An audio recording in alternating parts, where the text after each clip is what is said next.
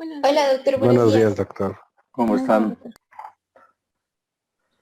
Bien, creo que bien. ¿Creen Gracias. que bien? Bueno, qué bueno. Muy bien. Pues vamos a continuar con nuestro monitoreo de los pacientes. Es que, adelante. Bueno, entonces mi compañera Daniela, Alan y yo les vamos a seguir hablando sobre el monitoreo. Entonces es importante hablar de la necesidad del monitoreo continuo. Como sabemos, pues el monitoreo es la base práctica de la anestesia, además del examen clínico continuo que se le tiene que estar pues haciendo al paciente. No es como que podamos dejar una cosa de lado, las dos deben ir en conjunto. Y bueno, tenemos equipos automáticos que van a facilitar la obtención de la información clínica, esto pues de forma rápida, frecuente y con datos que son aún más precisos que si solamente se hiciera con la exploración física. Por lo tanto, la finalidad de la monitorización continua pues es el conocimiento de la situación clínica del paciente y por lo tanto pues resolver los problemas clínicos o las diferentes situaciones o condiciones que presente el paciente de forma oportuna o darles un tratamiento más oportuno. Y bueno, pues tenemos que existen diferentes métodos y dispositivos biomédicos mediante los cuales pues vamos a estar vigilando el estado del paciente y pues es importante conocer cómo funcionan estos. ¿Cómo les explico? Pues sí, cómo funcionan, por qué situaciones podrían estar alteradas y cómo es que nos dan los resultados. Y pues esto también va a depender de las necesidades del paciente, por lo que pues el médico debe elegir la mejor forma de monitorización dependiendo de las características clínicas. Y bueno, de acuerdo con la ASA, es importante, ¿alguien dijo algo? Bueno, es importante la monitorización anestésica, tecnológica o con los diferentes equipos que tenemos, pero como les decía, sin dejar de lado la práctica clínica de la exploración física. Y entonces la ASA ha establecido diferentes criterios que, pues sí, para la medición o el monitoreo del paciente. Estos estándares se establecieron en 2011 y son dos principales.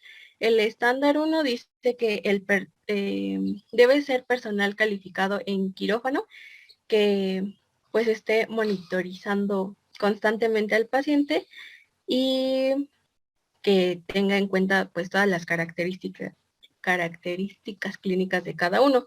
Y el estándar 2, que eran pues varios puntos, pero resumido, es la valoración continua de la oxigenación, la ventilación, la circulación y la temperatura, de forma general. Entonces vamos a empezar con los métodos y las técnicas de monitoreo. Bueno, en este caso vamos a iniciar por la monitorización de gases y esto nos va a hablar tanto de gases inspirados como expirados. Siguiente, por favor.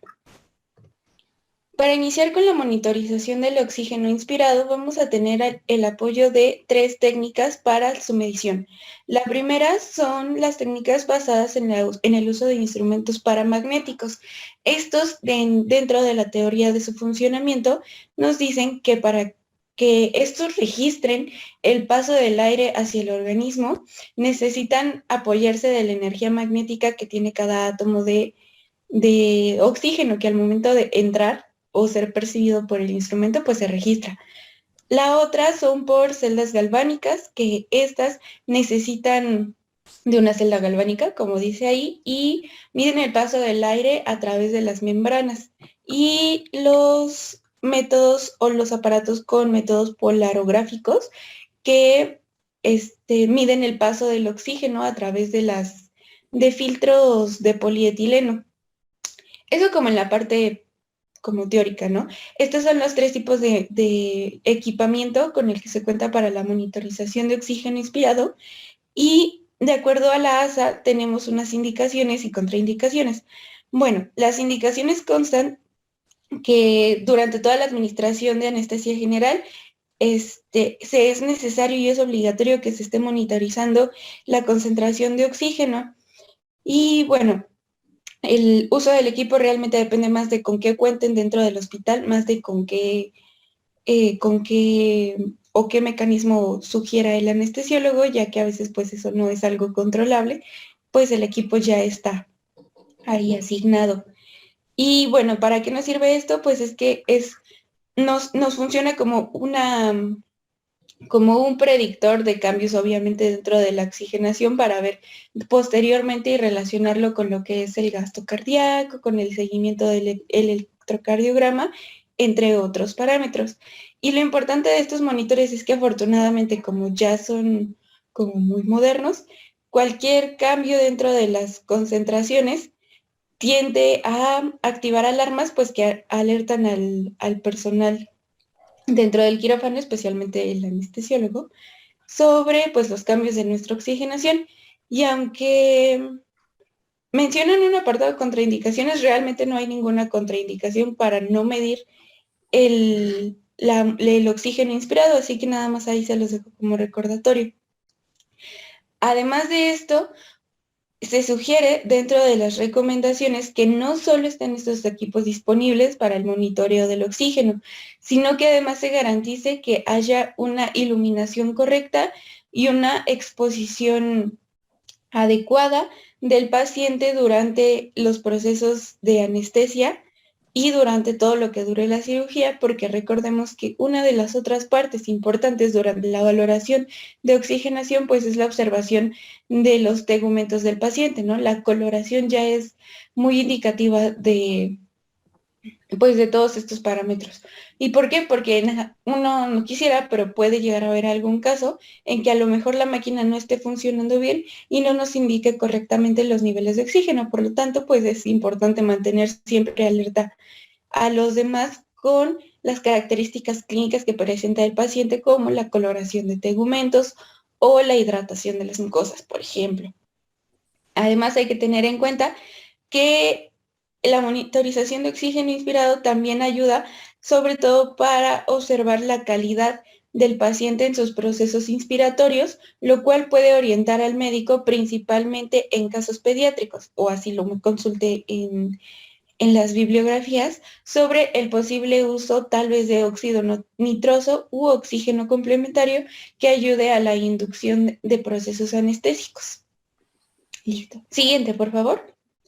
Lo siguiente es la monitorización de la oxigenación arterial mediante la oximetría de pulso. Bueno, el oxímetro de pulso nosotros ya lo conocemos, pero es importante aquí determinar dos terminologías que a veces pueden ser confusas. La primera es que el SaO2, el SaO2, es la saturación de oxígeno, pero cuando se mide por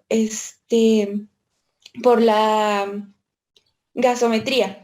Y el SpO2 es cuando lo tomamos en porcentajes por el oxímetro de pulso, porque luego no sabemos ni cómo reportarlo. Este dispositivo pues es algo que ya todos conocemos y la tablita que les dejo dentro de la presentación es la que nos explicaban nuestras compañeras ayer sobre la afinidad de la hemoglobina por el oxígeno. Así que nada más hay que recordar nuevamente los parámetros de la ASA, que nos dicen que las indicaciones es que se debe hacer una evaluación cuantitativa de la saturación de oxígeno arterial de manera obligatoria en todos los pacientes durante los procesos anestésicos. Y como tal, dado que es un método no invasivo, no existe ninguna contraindicación para esto. Sin embargo, hay que ser cuidadosos a la hora de aplicar este tipo de mediciones porque hay algunos parámetros que pueden impedir una correcta medición dentro de nuestro proceso anestésico, como pueden ser, por ejemplo, la presencia de algunas hemoglobinas anómalas, como puede ser, por ejemplo, en las talasemias, o incluso detalles mínimos como son los pigmentos o esmaltes en las uñas. Además de que puede haber alguna interferencia por la luz ambiental, por todas las ondas de la luz, del ruido o incluso de algunos instrumentos dentro de alguna cirugía, como puede ser el electrocauterio. Asimismo, pues se solicita que el equipo sea de una calidad confiable, porque igual al no tener sensores que puedan ser capaces de captar las variaciones de colores de la sangre por la unión a la hemoglobina, pues va a dar parámetros erróneos. Afortunadamente, la mayoría de estos mecanismos pues ya se encuentran estandarizados por factores y lineamientos de calidad, por lo que tienden a tener un error en la medición aproximadamente del más menos 2 al 6. O sea, si marca a lo mejor 94 y tiene un error de más menos 2, pues igual y es o 92 o hasta 96. Así que se encontraría dentro de parámetros pues eh, analizables y no preocupantes, por lo tanto pues no habría mucho, mucho problema con este tipo de monitoreo. Y bueno, cabe mencionar que todos estos monitoreos son complementarios uno del otro. No es que estemos hablando de que se puede poner uno u otro, sino que deben estar, todos los que les vamos a mencionar van a estar presentes, a excepciones de algunos que les vamos a comentar. Listo. Siguiente, por favor. Lo siguiente entonces es la monitorización de gases, pero aquí expirados. Para esto, el mecanismo más novedoso y más usado, por lo que encontré, es el que es llamado IRAS, por sus siglas en inglés, de espectrometría infrarroja de absorción. Y aquí la base técnica es que las moléculas poliatómicas y asimétricas del CO2 absorben luz infrarroja en longitudes de onda específicas, es decir, de acuerdo a las ondas que registren cada tipo de gas es que se puede detectar un patrón diferente dentro de los monitores que van a estar encargados pues de específicamente registrar estos gases o estos patrones. Igualmente ayer se nos adelantaron un poquito y nos comentaron algo sobre la curva de CO2, pero pues ya como recordatorio, pues hablemos nuevamente y retomemos que el punto A y B es el principio de la expiración donde no hay registros todavía de niveles de CO2. El punto C es donde comienzan los registros de CO2 y entre el C y D generalmente la línea es horizontal y cuando comienza a elevarse, mientras más elevado esté, puede hablar de discrepancia entre lo que se inhala y lo que se exhala. En este caso, al punto D siempre se le va a conocer como EtCO2, que es el punto máximo de expiración de dióxido de carbono y es lo que se va a registrar dentro de los monitores. Y bueno, ya el punto E es el punto de descenso conforme inicia la inspiración. Pero bueno, ¿por qué es importante? Porque el EtCO2 es lo que, como punto máximo, pues nos va a estar hablando de la función expiratoria del paciente y la calidad de esa función dentro de los procesos de anestesia para vigilar que tanto esté inspirando lo correcto como que esté expirando la cantidad que se supone que tiene que expirar. También es importante porque además del EtCO2, estos mecanismos del IRAS son capaces de detectar o están diseñados para detectar además otros gases inspirados, como pueden ser los propios gases que inducen o mantienen la anestesia. Así que estos monitores pues ya vienen calibrados para detectar este tipo de sustancias y dentro de las cosas a analizar pues nos hablan, como les mencionaba, de la capacidad inspiratoria y expiratoria del paciente conjuntamente con los otros métodos de inspiración y nos habla obviamente del proceso metabólico pulmonar que está llevando el paciente para pues todos los fármacos que se le están administrando. En el lado derecho les pongo una imagen de lo que es un ejemplo de cómo se registra en el monitor estos tipos de gases y tenemos el color rojo para dióxido de carbono y el azul para óxido nitroso. La parte de abajo habla de pues, la longitud de onda y la de la izquierda de la transmitancia.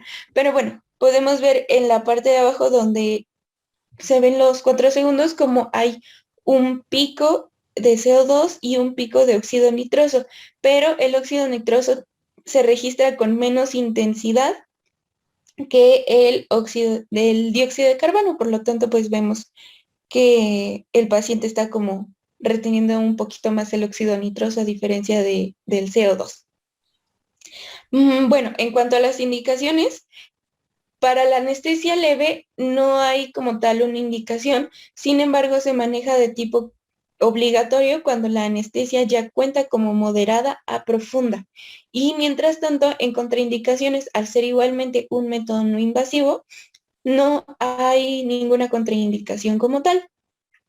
Ahora, en cuanto a a la utilidad de estas pruebas, es que, bueno, podemos prever o detectar tempranamente algunas de las siguientes situaciones. En caso de aumento de la expulsión total de CO2, vamos a poder pensar en que haya aumentos de tasa metabólica que pueden llevar, por ejemplo, a una hipertermia, que nos esté hablando de que ya hay una posible infección, de que haya presencia de escalofríos, o incluso orientarnos a que se esté relacionando con hipotiroidismo. Por ejemplo, en caso de descensos, pues ya nos habla también de tal vez un descenso, en este caso de la tasa metabólica, que puede hablar también de hipertermia o hipotiroidismo, de hiperventilación, hipoperfusión o incluso procesos un poco más severos que se puedan estar desencadenando incluso en ese mismo momento, como puede ser la embolia pulmonar. Ya. Siguiente, por favor. Esos tres son los que tenemos como los importantes y obligatorios para ASA, para la monitorización de gases. No sé si hasta aquí alguno tenga alguna duda o quiera comentar algo. Está bien aquí todo esto. A ver si adelante. Ok, bueno, con este caso con lo que es monitorización de la presión arterial. Siguiente, por favor. Para la monitorización de la presión arterial vamos a tener ahora sí, aquí que va a haber métodos tanto invasivos como no invasivos. Aquí vamos a iniciar con la monitorización invasiva de la presión arterial sistémica. Para esto vamos a tener lo que es el cateterismo arterial. El cateterismo arterial va a tener tres técnicas para realizarse, que es la punción arterial directa, el cateterismo asistido con alambre, guía o técnica de Seldinger y la transficción y retiro.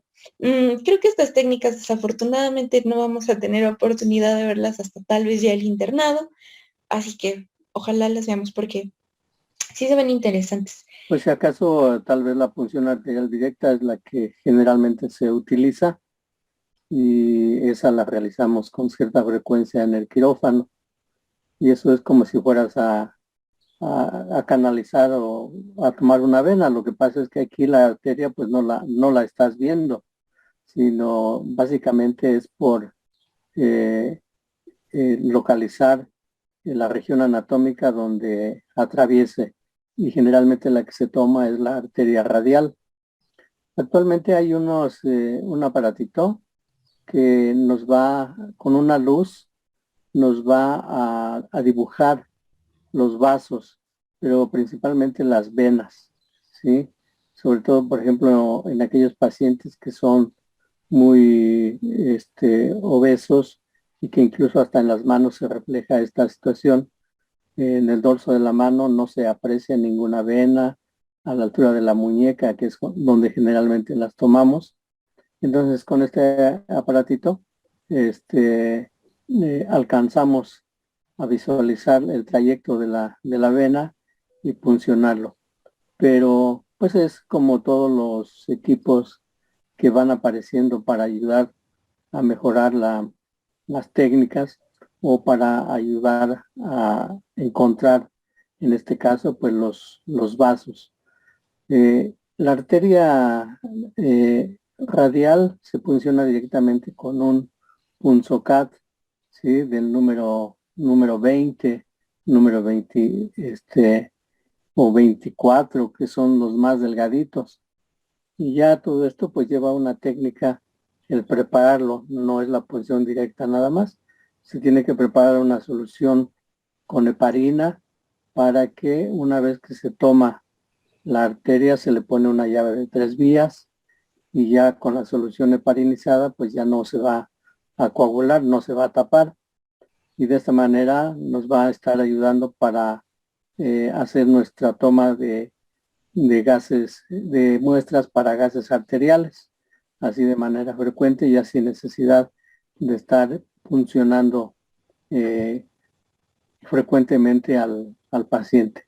Entonces, el hecho de las multipunciones, pues igual llegan a dañar ese vaso o se llegan a contraer tanto que en un momento dado, pues ya es casi imposible encontrarlo o puncionarlo nuevamente, porque hay una pequeña área nada más ahí a la altura de la muñeca donde logramos tomarlo, donde se hace un poquito más superficial. Entonces, pues es la técnica que más llegamos a utilizar. Y el cateterismo asistido, todo eso con alambre, pues tal vez lo referís en, no sé, porque ni en terapia intensiva, tal vez en algún hospital, por ejemplo, cardiología, todos ellos donde se hacen cirugías mayores a nivel de corazón, de vasos arteriales importantes, entonces, pues tal vez ahí lo hagan, pero de manera general no lo hacemos, así en la mayoría de los hospitales. O cuando menos les puedo decir que todos los hospitales donde he laborado y que conozco, tanto privados como públicos, pues no las hacen, sino, como menciono, es la punción arterial directa y radial específicamente. Adelante, doctora. Gracias, doctor. Sí, perdón, ¿alguien iba a comentar algo? No, creo que es el ruido del Ah, ruido que está pasando. perdón, ok, está bien. Sí, como lo menciona el doctor, pues la punción arterial directa, también se reporta como la más usada, al igual de que se habla de que ya hay otros medios para ayudar esto, como puede ser un Doppler, incluso también una ecografía y las nuevas maquinitas que menciona para observar el trayecto de las arterias. Igualmente, la arteria radial es el sitio de elección para la monitorización y en esa tablita que pueden ver se pueden dar cuenta de que hay otras arterias sugeridas en caso de que la radial esté comprometida o sea de difícil acceso. Y nos encontramos la cubital, la braquial, la axilar, la femoral y la dorsal del pie. En pediátricos se mencionaba también que es un poquito más común usar la femoral, dado que para entonces pues es una arteria de buen calibre y un poco más accesible que las otras. La ASA también menciona que la monitorización de la tensión arterial debe ser cada 5 minutos, esto por métodos intermitentes y no invasivos. Sin embargo, la ventaja de la monitorización invasiva es que proporciona los datos de la tensión arterial pues durante todo el proceso de la cirugía. Sin embargo, al ser un método invasivo, no está indicado en todos los casos. Las indicaciones que se mencionan son cuando se prevén cambios rápidos o externos de la tensión arterial, cuando no hay una capacidad alterada del paciente para tolerar inestabilidad hemodinámica, cuando se anticipa un compromiso de la función respiratoria, oxigenación o ventilación, y cuando se anticipan trastornos metabólicos. Dentro de todas estas indicaciones, el grupo que se ve más afectado o de los que se esperan cambios más abruptos son todas las personas con cardiopatías. Así que generalmente en personas cardiópatas inestables es cuando está más indicado este tipo de monitorización. Pero también pues tenemos contraindicaciones, que aquí se las dejo en comillas porque como tal no son contraindicaciones, sino sugerencias o advertencias de que puede haber más complicaciones. Por ejemplo, cuando hay ateroesclerosis severa, diabetes, gasto cardíaco bajo y vasoconstricción periférica intensa, como en el síndrome de Raynaud, se espera que haya una mayor incidencia de algunas complicaciones, como pueden ser isquemia, hemorragia, trombosis, embolia, formación de aneurismas, fístulas arteriovenosas, necrosis cutánea o incluso infección. Pero, pues, vuelvo a mencionar, no son contraindicaciones reales, sino solo relativas, porque solo nos hablan de un mayor riesgo de complicaciones. Listo. Siguiente, por favor. Ahora vamos con la monitorización intermitente no invasiva de la presión arterial. Aquí sí entra como tal lo que dice la ASA de la monitorización intermitente cada 5 minutos.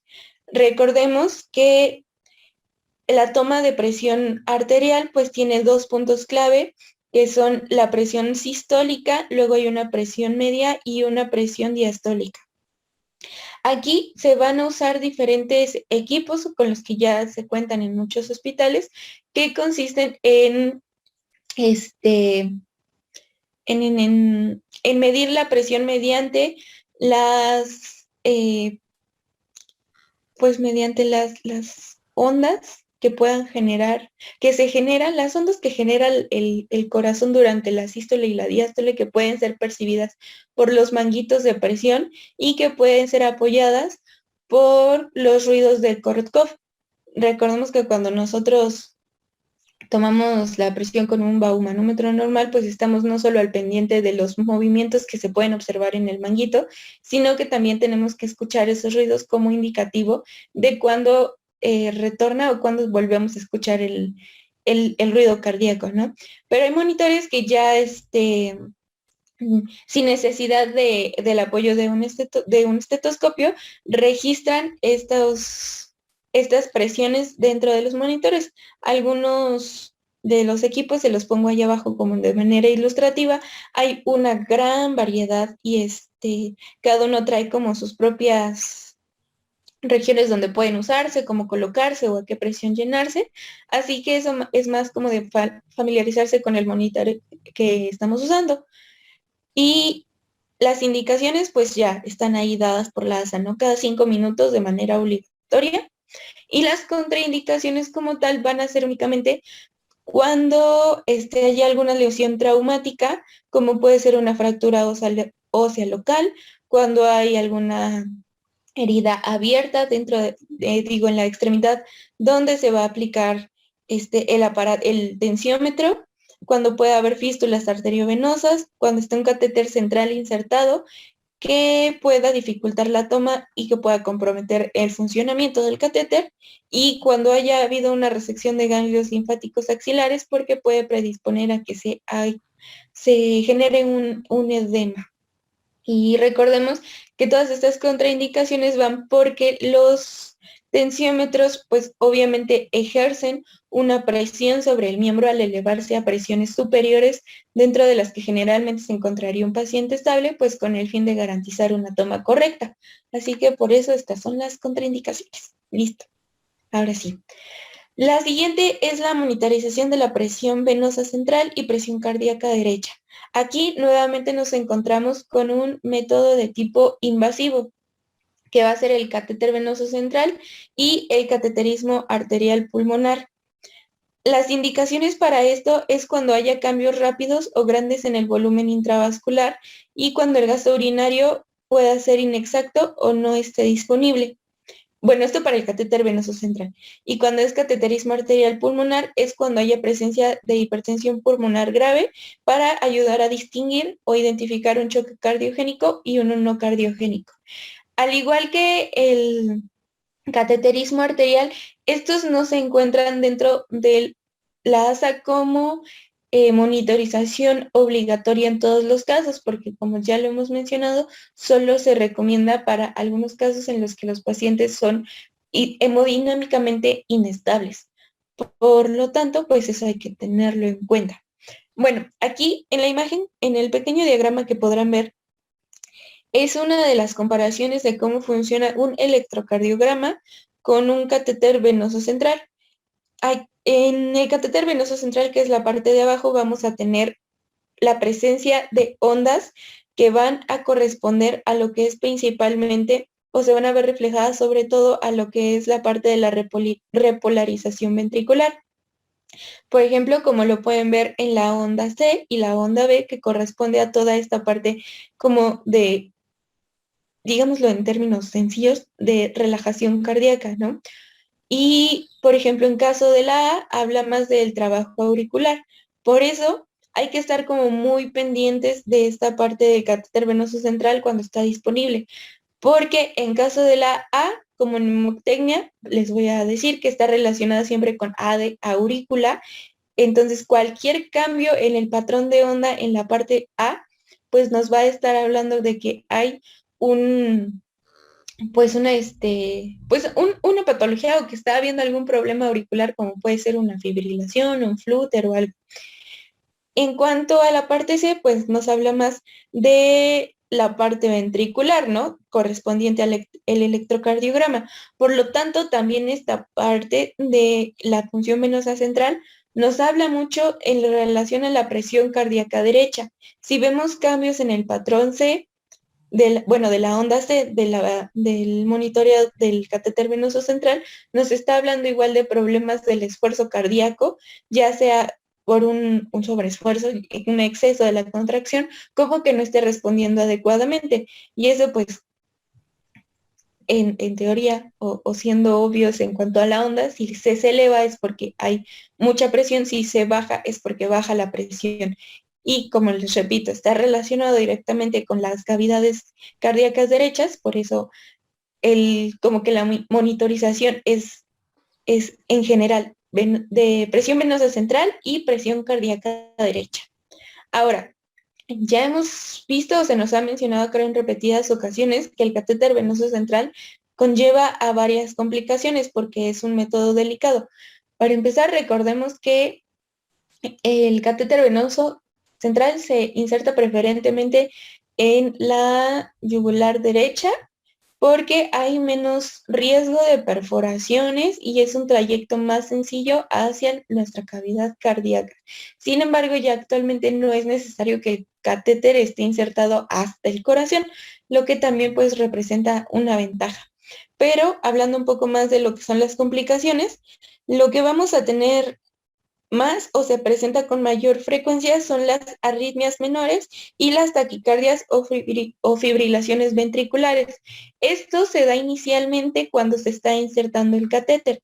Por lo tanto, es siempre como mantener mucha calma y estar conscientes de que conforme se inserta el catéter se van a presentar estas anomalías cardíacas. Sin embargo, una vez que llegue a donde tiene que llegar y esté bien colocado e insertado, esto tiene que regresar a la normalidad o tiene que mantenerse estable mientras el catéter está posicionado.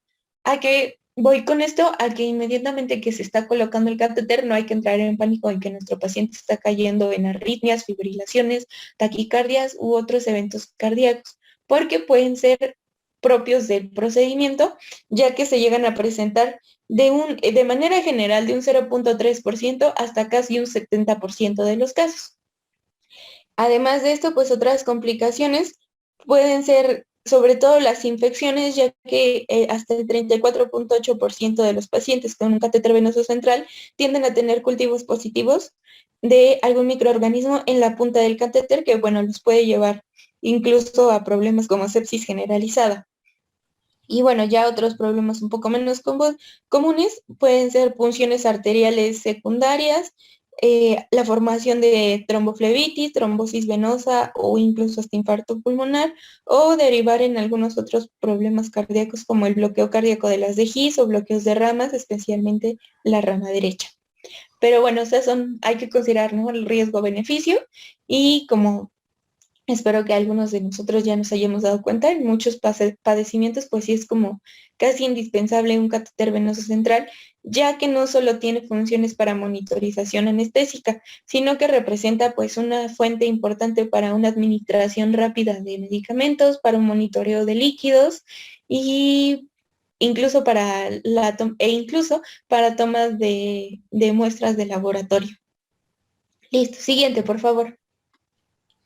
Bueno, entonces vamos a seguir con la monitorización del gasto cardíaco, que aquí igual tenemos diferentes métodos y técnicas, unos más invasivos que otros. Entonces vamos a empezar por la monitorización del gasto cardíaco mediante el catéter arterial pulmonar, que se abrevia como CAP. Y bueno, este nos va a reportar el flujo sanguíneo promediado en el tiempo, pero esto siempre que el corazón sea estructuralmente normal. Como veremos después, pues hay diferentes condiciones o enfermedades que pueden como afectar esto y no estaría tan indicado. Pero bueno, aquí se va a usar un catéter arterial pulmonar que va a pasar por el tracto de salida del ventrículo derecho. Y bueno, la monitorización de este depende de la velocidad del flujo sanguíneo, pues del lado derecho del corazón. Y también aquí pues existen diferentes técnicas para medir este flujo.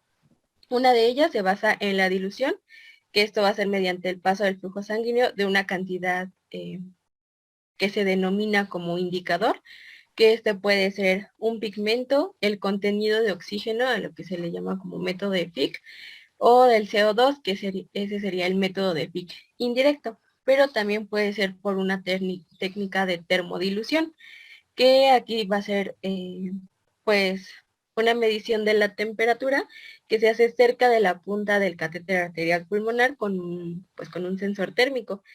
Y pues esta se va a valorar de forma intermitente. También hay diferentes técnicas, pero puede ser mediante la inyección de un bolo de líquido a temperatura ambiente, aunque también podría ser con una temperatura un poco más baja o más fría.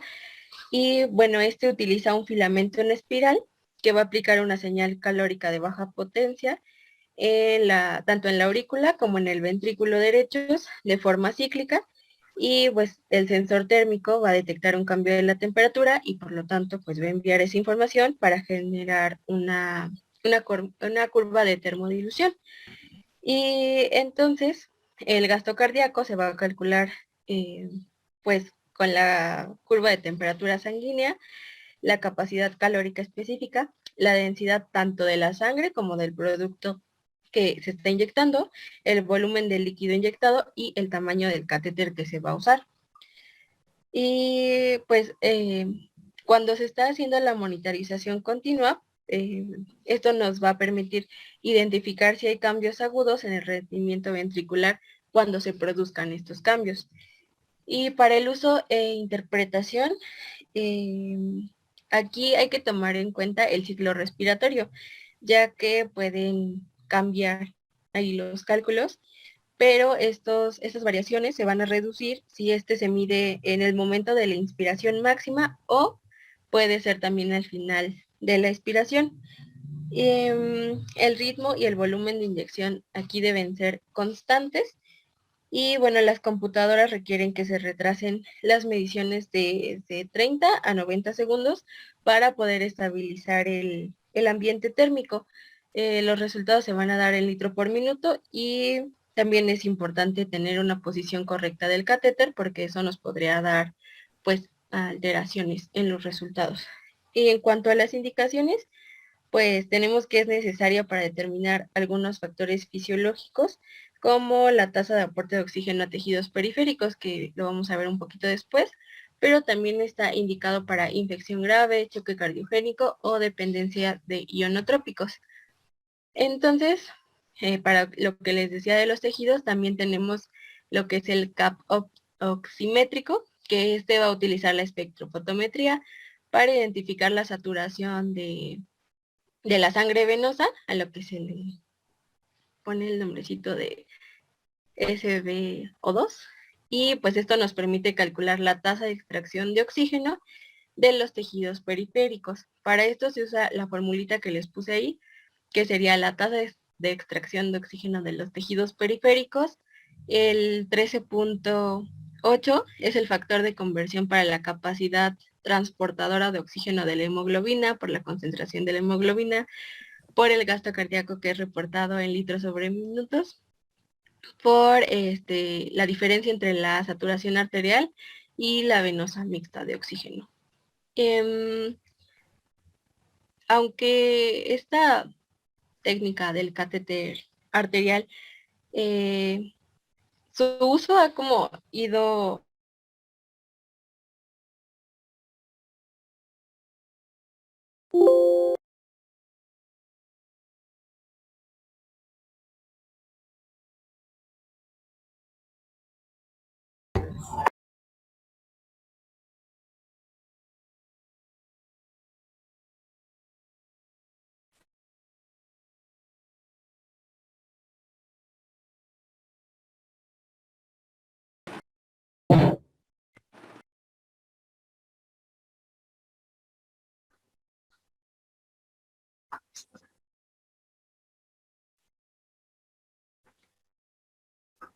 hola. Oli, Otra vez me avisan cuando ya la vean, por favor. sí. Ay. Ya. Pero no se ve completo, ¿sí? No, todavía no está proyectado. ¿Ya? Ya. Bueno, como les decía, la técnica del CAP pues ha ido como disminuyendo su frecuencia de uso, porque pues cada vez han ido saliendo métodos un poco menos invasivos. En este caso, pues también para la medición del gasto cardíaco, pues se usa la ecocardiografía transesofágica o el análisis de la forma de onda arterial, que es el que vamos a ver después. Y bueno, aquí es importante mencionar que la termodilución es el estándar de referencia para poder estimar pues de forma más precisa el gasto cardíaco. Y en cuanto a los problemas y las limitaciones, pues como les decía, hay alteraciones o enfermedades cardíacas que no nos darían unos resultados muy confiables, y entre estas pues tenemos los cortocircuitos o la insuficiencia tricuspidea, que pueden alterar los datos porque pues no va a haber un flujo normal.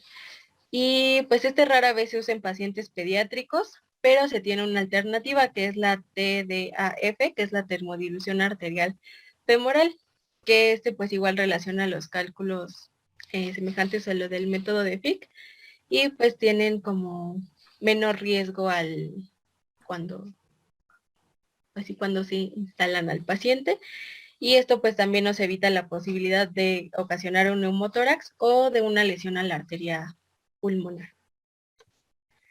Entonces, la otra que les decía que es un poquito menos invasiva es la monitorización del gasto cardíaco por análisis de la forma de la onda arterial.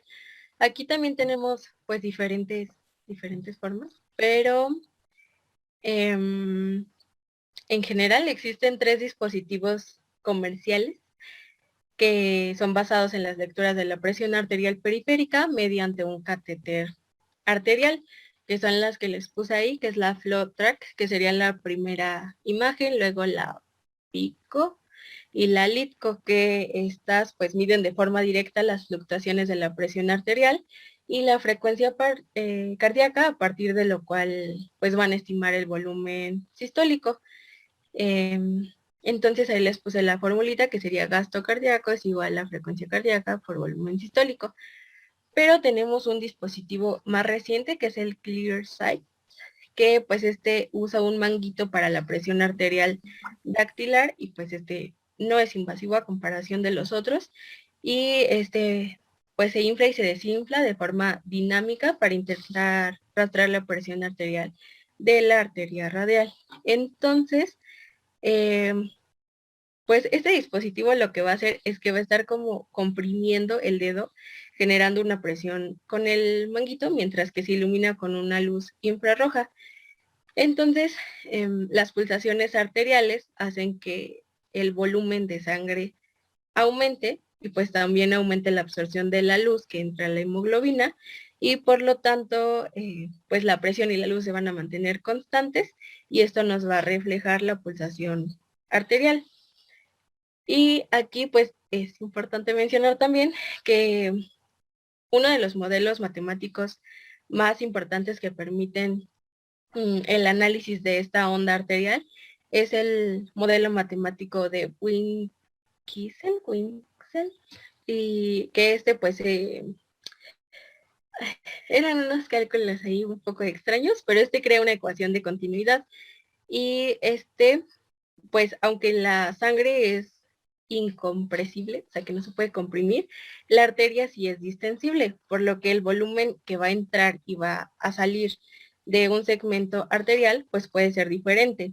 Y en la sístole, que sería pues el almacenamiento sanguíneo y la distensión, y en la diástole, que sería la expulsión de sangre y la relajación, el volumen de sangre que va a estar entrando y saliendo se va a promediar para establecer pues el ciclo cardíaco, que es lo que explica más o menos, o bueno, traté de explicárselos de la forma más sencilla, es lo que está tratando de explicar la imagen que está del lado izquierdo. Por lo tanto, el volumen sistólico total es pues el flujo anterogrado en la sístole, que igual aquí es la formulita que les pongo ahí, que es el volumen sistólico total, más que es igual al flujo anterogrado de la sístole, más el flujo anterogrado de la diástole. que para determinar el flujo anterogrado de la diástole se usa otra fórmula que es QD por K por PMD, que es la K es una constante de resistencia y de extensibilidad y el PMD es la presión de distensión media telediastólica. Pero pues en general ese es el modelo matemático de Kinsel, que es como en el que se basan pues los equipos, aunque tienen algoritmos pues más complejos. Esto es lo más general. Y hay, pues es que hay diferencias entre los equipos. Algunos se calibran utilizando otra medición por ecocardiografía transesofágica, por termodilución, o pueden no calibrarse y se establecen pues algunas variables como son pues la edad, el peso, la talla para tener como los resultados más precisos.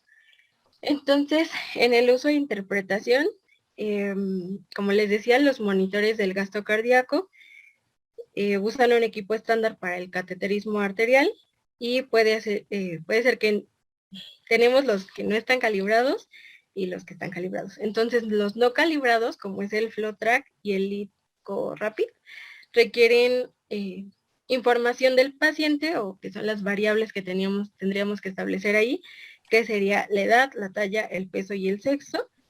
Y estos equipos nos van a informar sobre el gasto cardíaco, el índice cardíaco, el volumen sistólico y la variación del volumen por latido. Y estos también son muy útiles porque nos ayudan a valorar el estado relativo del volumen y evaluar la respuesta a la reanimación con líquidos. Para sus indicaciones, pues su uso va a depender del criterio médico, pues para cada paciente en específico, y es más útil en los casos en los que se espera que haya grandes cambios en los líquidos o en los que el estado del volumen intravascular sea difícil de determinar. En cuanto a las contraindicaciones, tendemos que haya una deficiencia o por completo una ausencia del flujo colateral en alguna extremidad. Y aquí, pues como los aparatos calculan el gasto cardíaco a partir de suposiciones fisiológicas, puede ser que algunas enfermedades o algunas condiciones comprometan la exactitud de las lecturas de este equipo. Entre esas tenemos la fibrilación auricular, la septicemia, cirugía de trasplante hepático o cualquier estado en el que pues el gasto cardíaco sea más alto, y la insuficiencia aórtica, porque pues como les decía, no hay un flujo como normal, y en este caso pues hay un flujo regurgitante del ventrículo izquierdo. Entonces todas estas nos podrían dar datos no tan exactos. Y por último, pues como les decía, el equipo más nuevo, que es el ClearSight, se han realizado diferentes estudios y se ha demostrado que tiene pues gran eficacia y su correlación ha sido satisfactoria con relación a los otros equipos que les mencionaba, los 3 equipos que les mencioné al principio. Sin embargo, en comparación con el catéter arterial pulmonar, pues se ha demostrado que su exactitud es muy limitada. Entonces, el más exacto que tendríamos sería el catéter arterial pulmonar. Ay, espérenme, salte. Ay. Entonces, también tenemos, es importante, la monitorización de la temperatura, que pues como sabemos el calor se produce como consecuencia del metabolismo celular, y en el adulto la termorregulación involucra el control de la tasa metabólica basal, la actividad muscular, la estimulación simpática, el tono vascular y la activación hormonal. Estos se van a equilibrar contra factores exógenos o factores externos que van a determinar la necesidad del cuerpo para tener que generar calor o pues ajustar su temperatura. En el caso de la anestesia general y la anestesia regional, inhiben el control de la termorregulación. Entonces, en estos casos, pues es O sea, ya es importante, pero es más importante tener cuidado en esos casos de anestesia. Y pues tenemos también que las pérdidas de calor ocurren por diferentes medios, que sería la radiación, la conducción, la convección y la evaporación. En la radiación, pues es por rayos infrarrojos que emanan o que salen de los objetos con una temperatura mayor a la absoluta. En la conducción, que es la transferencia de calor por contacto con los objetos. En la convección, que es la transferencia de calor al aire que va a pasar por los objetos. Y la evaporación, que es la pérdida de calor causada por la evaporación de agua. Y pues por cada gramo de agua evaporado se va a perder de 0.58 kilocalorías de calor. Es importante aquí hablar de la hipotermia perioperatoria porque esta va a predisponer a los pacientes a un incremento de la tasa metabólica o lo que podría ser como los escalofríos y a un aumento del trabajo cardíaco, una disminución del metabolismo farmacológico, también una disminución del flujo sanguíneo cutáneo y también nos va a alterar la coagulación. Entonces, pues como veremos, sí, la monitorización de la temperatura, pues sí es algo importante porque nos va a condicionar pues toda una serie de cosas que podrían afectar a nuestro paciente. Y aquí igual diversos estudios han demostrado que los pacientes que desarrollan hipotermia tienen un mayor riesgo de isquemia miocárdica posoperatoria y también infección de la herida quirúrgica. Esto comparado con los pacientes que durante todo este proceso se encontraron pues normotérmicos. Y bueno, en cuanto al uso e interpretación, la temperatura corporal central, que sería como la más precisa y la más, la que nos daría datos más confiables, se puede medir utilizando sondas. Estas sondas pues van a ser colocadas en diferentes áreas del cuerpo y aquí sería pues la vejiga, la parte distal del esófago, el conducto auditivo, la tráquea, la rinofaringe y el recto. Y bueno, las respuestas termorreguladoras se van a basar en un promedio fisiológico que va a reflejar los cambios de la temperatura media corporal y se van a calcular igual con la formulita que les puse ahí, que es la temperatura corporal media, que es igual a 0.85 de temperatura central más 0.15 de la cutánea. Aquí es importante mencionarles que casi siempre que más bien, o sea, si se usa, por ejemplo, una sonda en una parte del cuerpo y otra en otra parte del cuerpo, las diferencias entre una y otra son muy, muy, muy mínimas y casi siempre, pues es como a la par. Entonces, pues no hay como un como un sitio específico. Entonces, por eso les puse todos los que podrían ser utilizados. Y pues en las indicaciones, pues es un estándar de la atención anestésica y es súper necesario. Y bueno, la observación continua va a permitir detectar la pérdida accidental de calor o la hipertermia maligna. En cuanto a las contraindicaciones, no hay una contraindicación como tal, pero pues en realidad en pacientes que están conscientes o que tienen solamente una sedación ligera o moderada, la monitorización continua no aporta pues realmente información valiosa en comparación con los que tienen anestesia general o regional. Y en cuanto a los problemas y las limitaciones, la monitorización de la temperatura cutánea nos refleja pues datos para identificar la vasoconstricción periférica, pero pues no es indicada para las alteraciones intraoperatorias de la temperatura corporal media. Y pues creo que eso sería todo de temperatura.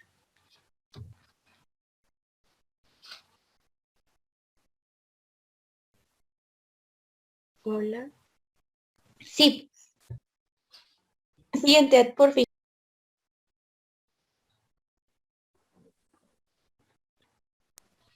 Ay, se había atorado mi micrófono. Listo. Bueno, ahora empezamos con lo que es la valoración del electroencefalograma. Para esto tenemos dos equipos estandarizados que son los que comúnmente se usan y son llamados BIS y SedLine.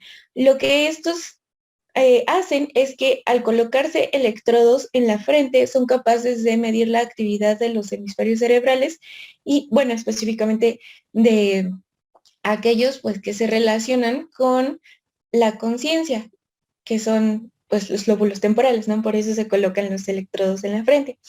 Por lo que están como aún más capacitados para detectar las ondas beta del cerebro, que son aquellas que nos hablan sobre los inicios de la profundidad del sueño. Y como la anestesia pues tiene algo así como una relación o es como un proceso similar a lo que es el sueño, pues estos monitores son útiles para ver qué tan dormido, por decirlo así, o qué tan inconsciente la profundidad de la inconsciencia del paciente conforme se administra la anestesia o también conforme se recupera de la anestesia.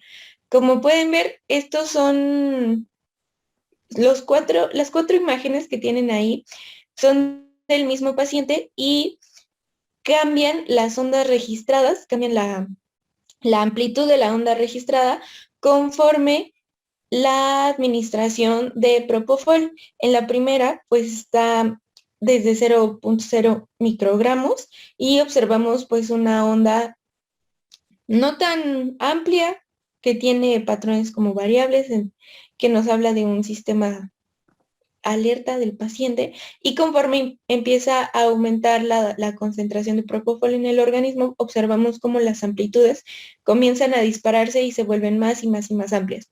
O sea, estos monitores tienen ya están calibrados, ya son, conforme iba leyendo, creo que los relacioné un poco con los monitores, los reanimadores eléctricos que se usan pues para un paro cardíaco porque ven que tienen el mecanismo de que te indican cómo colocar los parches, dónde colocar los parches y te avisan si los parches están un poco despegados, si no hay una buena conducción, pues es el mismo mecanismo que usan estos monitores, sin embargo, pues estos miden las señales eléctricas del cerebro para la inconsciencia. Pero como no es necesario que todos los pacientes tengan estas monitorizaciones, la ASA propone las siguientes indicaciones. La primera es que se administren sobre todo si hay una deficiencia cognitiva preexistente, pero que sea del tipo severa o que tenga ya registros de que el paciente ha necesitado una atención muy minuciosa en estas patologías cognitivas.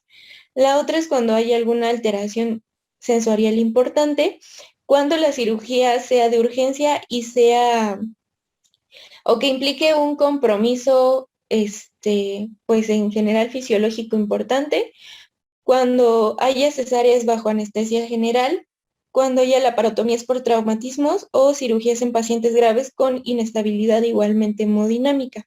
¿Por qué? Porque pues sabemos que la capacidad de la anestesia para responder en el organismo depende de muchos factores, ¿no? Desde patológicos hasta no patológicos, como la estabilidad hemodinámica, como el metabolismo de cada paciente, entre otras cosas que hemos ido mencionando hasta ahorita. Por lo tanto, pues es más como dejarlo a criterio de un anestesiólogo experto cuando se indique esto del electroencefalograma. Algunas contraindicaciones, pues como lo mencionábamos sobre el uso de electrodos, pues va a ser el traumatismo craneofacial, significativo, una lesión superficial en la frente o una posición prona durante el procedimiento que comprometa la presión ejercida sobre los electrodos o la capacidad de los electrodos para adherirse a la zona, ¿no? Cuando hay un traumatismo craneofacial significativo, por ejemplo, en la frente, en el hueso frontal, pues obviamente va a ser difícil colocar un electrodo y va a ser, pues podemos causar otro tipo de problemas, ¿no? Como agravar la lesión, lesionar incluso el cerebro u otros órganos por la presión, etcétera. Entonces, por eso hay que tener cuidado, sobre todo en estos tipos de traumas.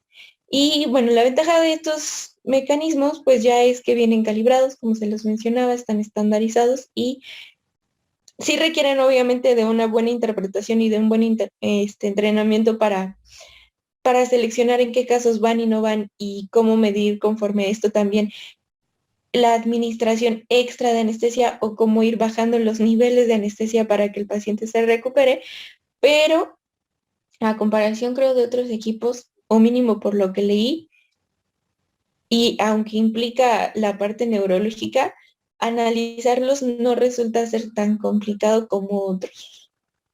Ya. Siguiente, por favor.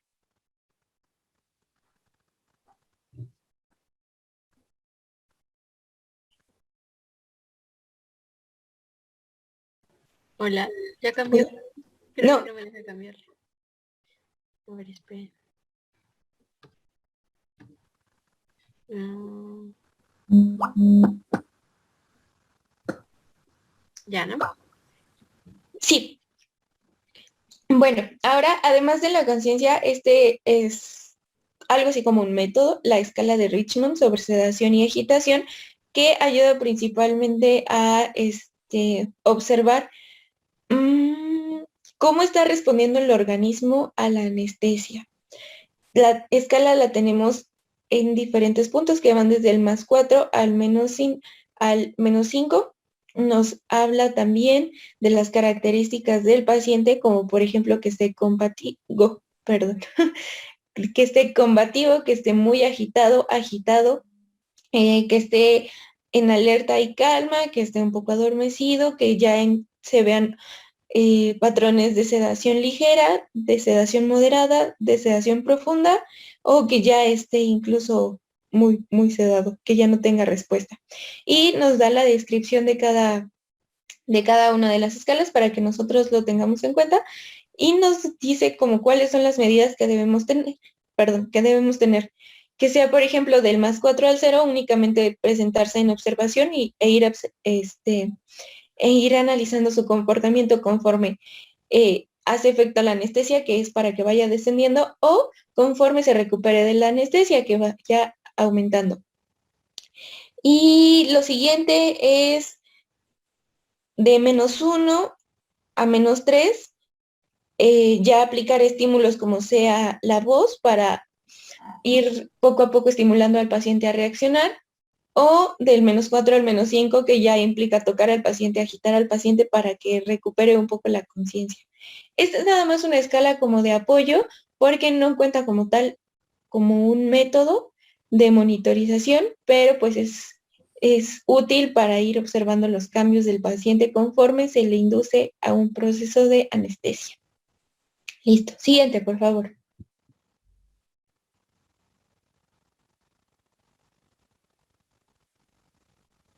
Listo. Ahora, bueno, vamos con los métodos invasivos y los no invasivos. Hasta ahorita ya les hemos mencionado algunos que les resumimos en la tablita que hemos puesto aquí con los que únicamente hemos mencionado. Sin embargo, siguiente, por favor. Encontré una tablita en un artículo en que está también en la bibliografía por si quieren consultarlo, que nos habla de cada uno de los monitores que se pueden usar dentro de los quirófanos o dentro de la monitorización en general del paciente y nos habla si son invasivos, no invasivos y cuáles son los parámetros de los que se encarga. Por ejemplo, vamos a hablar nada más aquí de la ecocardiografía transtorácica, que las características es que va a vigilar la ausencia de ionización o radiación, y aquí viene, ¿no? Dispositivo que transmite ondas sonoras de alta frecuencia, etcétera, etcétera, etcétera. Los de bioreactancia, esos no los mencionamos, pero pues se los dejamos aquí también para que los chequen, porque no los mencionaba la literatura así como tan obligatorios como los que mencionamos anteriormente. Y siguiente, ahora sí, por favor. Pero también vienen algunos de los que hablamos sobre todo para gasto cardíaco, como el pico, el FioTrac, etcétera. Y solo es como para que le den un repaso por si tuvieron duda, pero en general los que ya les mencionamos se los resumimos, como les decía, en la tablita de invasivos y no invasivos, conforme los fuimos mencionando igual en la exposición. Ya, siguiente, por favor. Bueno, ahí se las dejamos para que los chequen. Ya, esos. Bueno, compañeros, continuamos con la presentación. Es el último subtema y es de criterios para establecer extensión del monitoreo. Como bien sabemos, y lo decía la compañera al inicio de la presentación, debemos de tener en cuenta que un monitor jamás va a hacer algo terapéutico, pero sí es importante ya que nos ayuda, o más bien es un auxiliar para darnos una alerta de si hay o no alguna condición que tenga ahí o complique al paciente. Ayuda también como un diagnóstico continuo, pero como tal no es no es un método que nos diga con precisión este es el diagnóstico como tal, pero sí nos puede ayudar, como bien decía, y también nos ayuda como guía terapéutica. Entonces, teniendo en cuenta esto, no debemos de separarnos jamás del paciente. Debemos de estarlo tanto monitoreando con aparatos, que no es el margen del 100% real, sino que también tenemos que estar ayudándolo de forma física, es decir, con nuestros elementos propios, con nuestros, por ejemplo, el estetoscopio, con el termómetro, estarlo ahí monitoreando presencialmente y aparte, pues bueno, con los monitores que son el método tecnológico, ¿no? Teniendo en cuenta esto, ¿le puedes pasar al siguiente, por favor, Siri? Vamos a tener los elementos predictores en la evaluación del riesgo anestésico por el anestesiólogo. De acuerdo a la ASA, nos está clasificando 6. El 1, según la descripción, es un paciente sano con un proceso localizado sin afección sistémica. La condición clínica, pues bueno, el paciente está sano y su porcentaje de mortalidad va del 4.3%, es decir, es muy, muy, muy baja de que el paciente llegara a fallecer. En la clasificación 6, pues bueno, ya es una muerte como tal cerebral.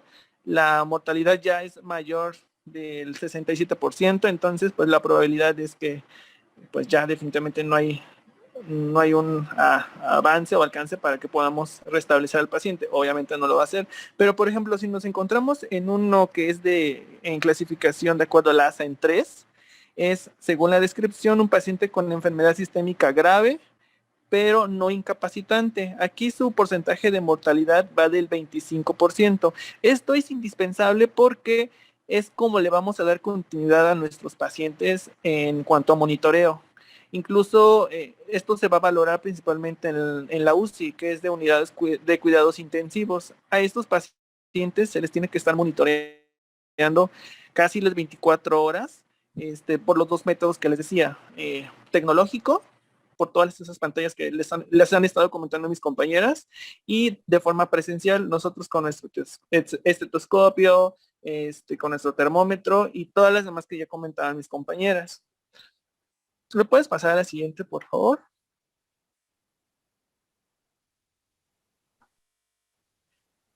Como bien les decía, compañeros, no hay como tal un criterio así muy estricto que diga a este paciente le vamos a estar monitoreando las 24 horas y a este no.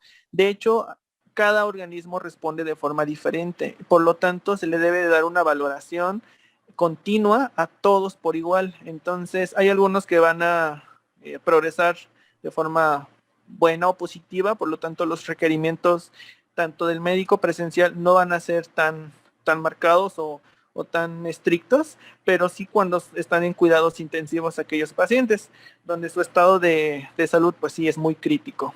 Bien comentaba la compañera Chiri, de acuerdo a las tareas obligatorias del monitoreo durante el acto médico, y hay dos estándares. El estándar 1 tiene que ser casi estricto porque debe de estar el anestesiólogo en la sala de operaciones. Esta debe ser continua durante el transcurso de la anestesia general, ya sea regional, ya sea intravenosa o una simple sedación. La excepción se establece para situaciones que revisten especial riesgo profesional. Por ejemplo, cuando hay peligro de radiación, entonces los anestesiólogos no deberían estar ahí presentes, sino tendría que ser por sistemas de control remoto. En caso de que el anestesiólogo tenga que ausentarse en la sala de operaciones, el profesional debe de delegar temporalmente la vigilancia del paciente a personal médico calificado. Es decir, en todo momento se debe de tener monitoreo al paciente. El anestesiólogo debe de estar ahí al lado de su paciente si es que lo requiere, y si no, como bien decía, si hay radiación o hay algún otro impedimento que pueda decir no puedo estar ahí presente, pero sí detrás de, no sé, por ejemplo, de un cristal, pero ahí están monitoreando al paciente. El estándar 2 es estar vigilando la circulación, la respiración y pues la temperatura corporal. Esa es de forma general. Entonces se tiene que tener en cuenta todo esto y todo lo que comentaban las compañeras en las diapositivas anteriores. Y eso es todo, compañeros. Como tal, no hay algo más que abordar. Todo ya se abordó por mis compañeras. Sería repetitivo estarlo diciendo una y otra vez. Aparte de la presentación de ayer con mis compañeras, también abordaron mucho de esto.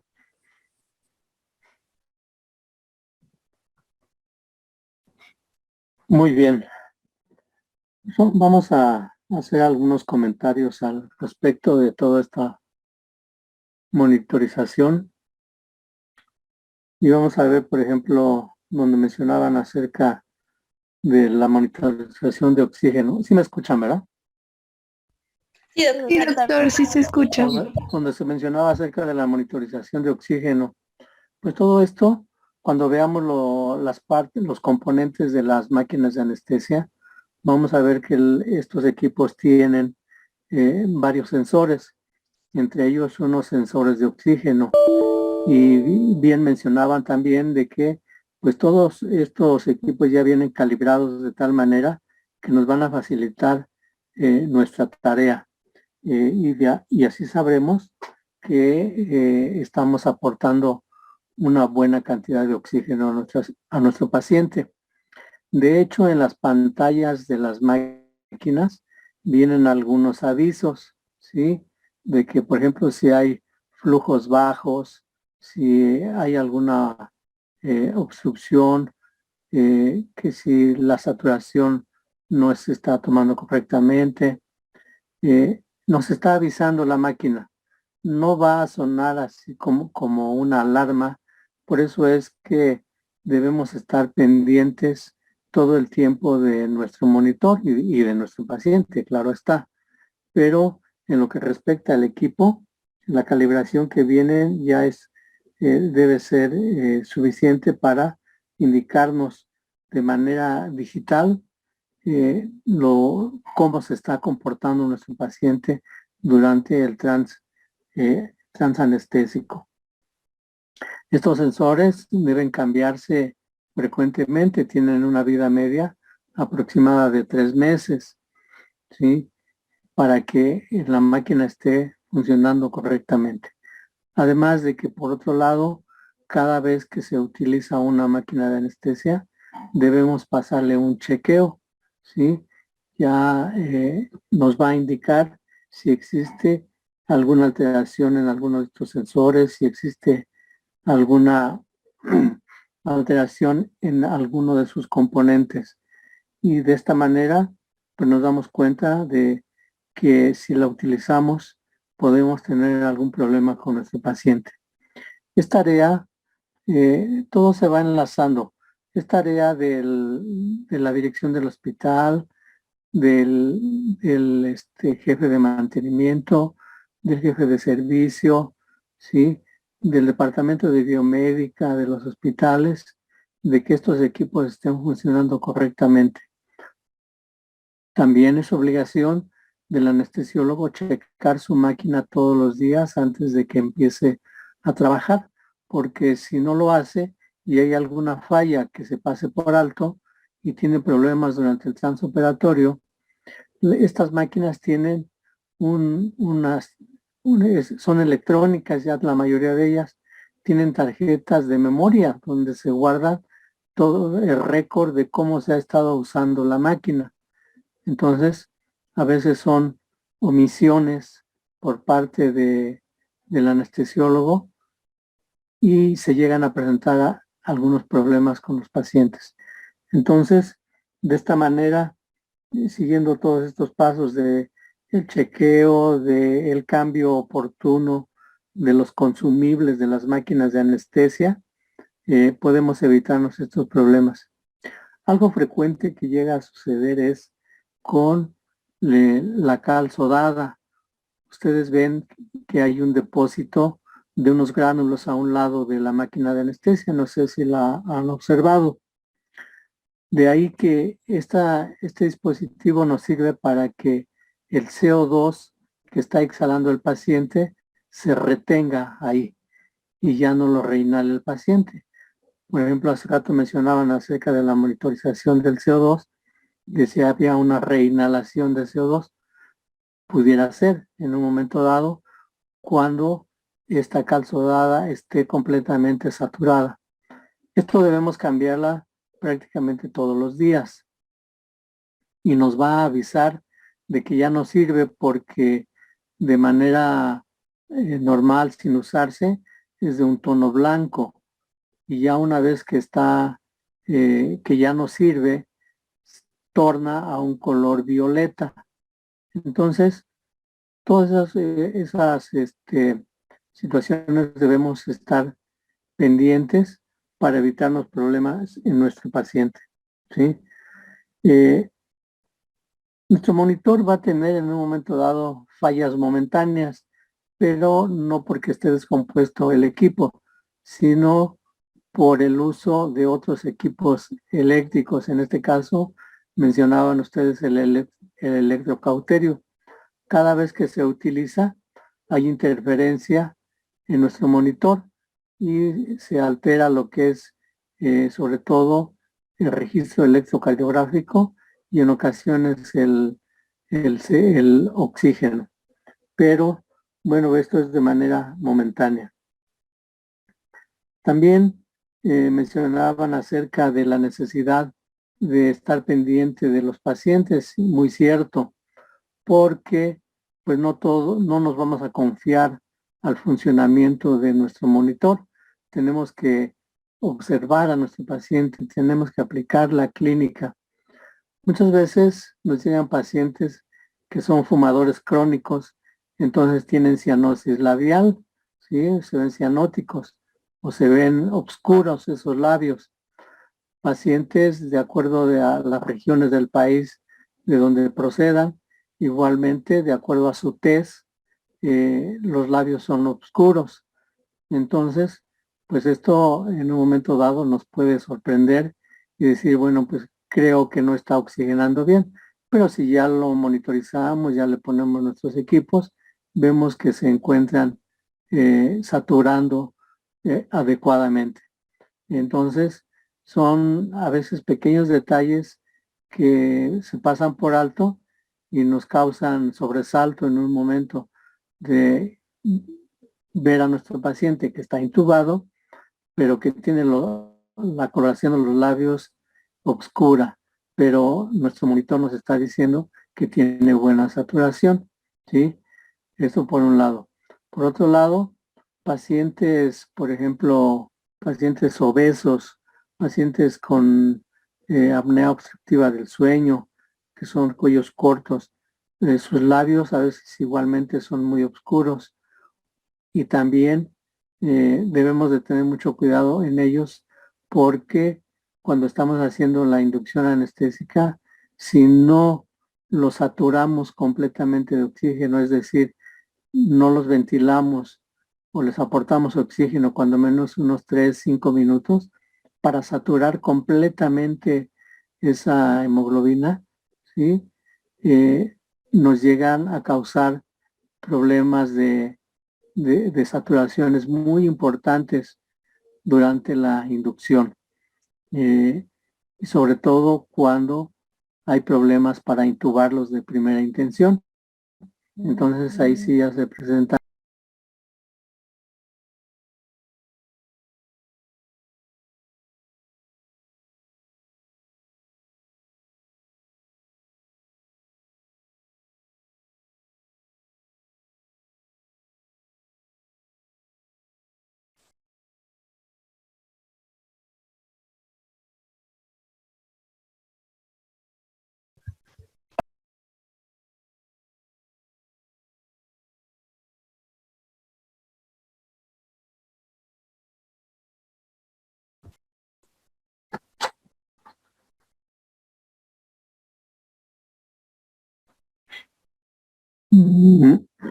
Ya me escuchan, ¿verdad?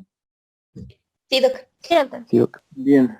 Entonces decíamos que todas estas situaciones, de acuerdo a la tez de los pacientes, debemos tener mucho cuidado.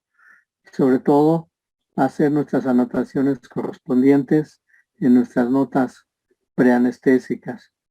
¿Sí?